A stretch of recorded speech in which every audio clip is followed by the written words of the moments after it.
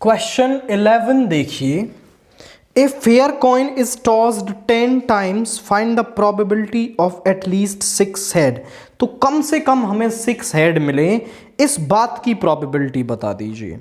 तो आप समझें ये एक बर्नौली ट्रायल का क्वेश्चन है। यहां पर हम मान लेंगे let P denotes the probability of success. P denotes the probability of success. That means getting head. Head आना हमने क्या माना है यहां पर? Success माना। And Q denotes the probability of failure. तो in one toss ऐसा भी लिख देना आप। तो यहां पर हेड आने की प्रोबेबिलिटी क्या होगी? 1/2, और हेड ना आने की होगी वो भी 1/2। एंड x हम रैंडम वेरिएबल मान लेंगे। Let x denotes the random variable of success,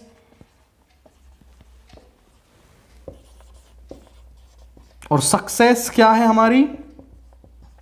मतलब x इनडायरेक्टली आपका हेड का रैंडम वेरिएबल है। x denotes the random variable of getting head.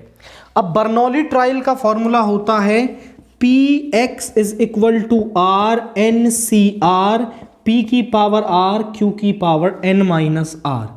वो आपसे कहे कि r सक्सेस का फॉर्मूला, r सक्सेस निकालिए, तो उसके लिए फॉर्मूला होता है ये। अब वो कह रहा है कि the probability of getting at least 6 head. तो यहां पर आप लिखेंगे प्रोबेबिलिटी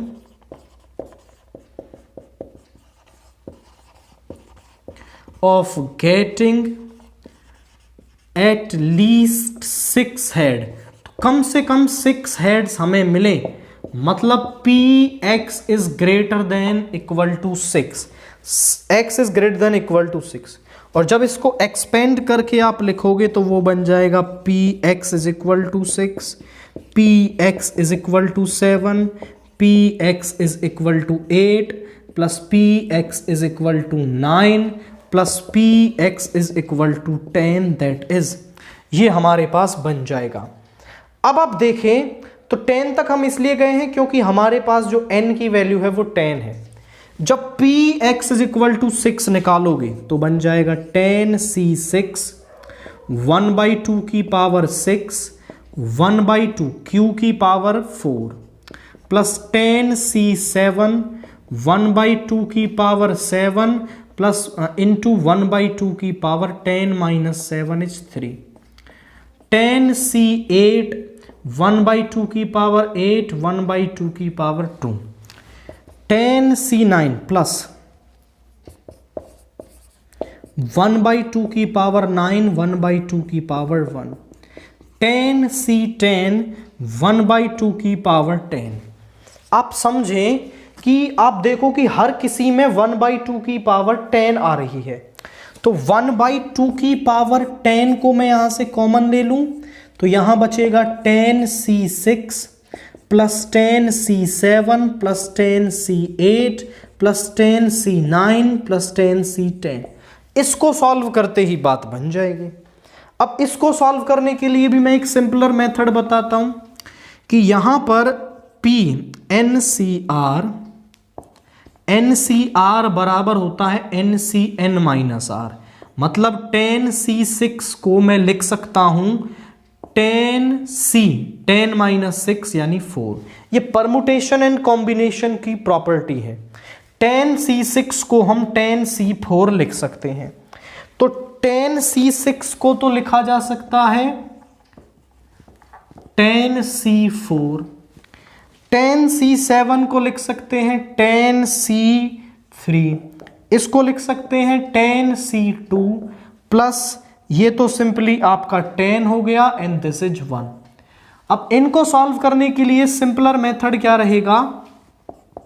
जैसे आप 10c2 सॉल्व कर रहे हो या फिर मैं कहूं 10c4 सॉल्व कर रहे हो, तो 10c4 सॉल्व कैसे करोगे? 10 factorial upon 10 minus 4 6 factorial 4 factorial.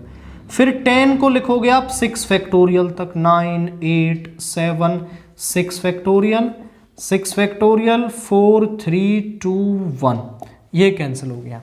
अब मैं ये कहता हूं कि आप ऐसे लिखो 10 के नीचे 4, तो इसको 4 टाइम्स कम कर दो, 10 9 8 7 बस, और 4 का फैक्टोरियल नीचे ओपन कर दो। यहां पे 3 है तो 3 टाइम्स लिखो, 10 9 8, और 3 का फैक्टोरियल नीचे ओपन कर दो। 2 टाइम्स है तो 2 टाइम लिखो, 10 इंटू 9 अपॉन 2 इंटू 1 प्लस 11, और वही हम काम कर रहे हैं।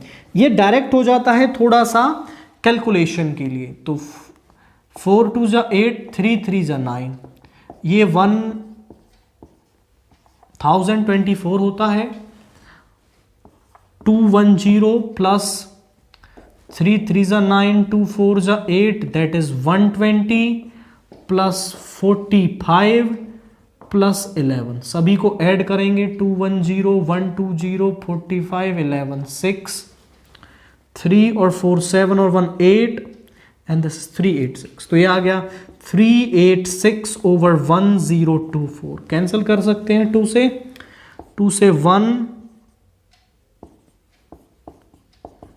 so 193 over 512 is the probability of getting at least 6 head। तो at least 6 head हमें मिले, इसकी जो probability है वो ये होगी।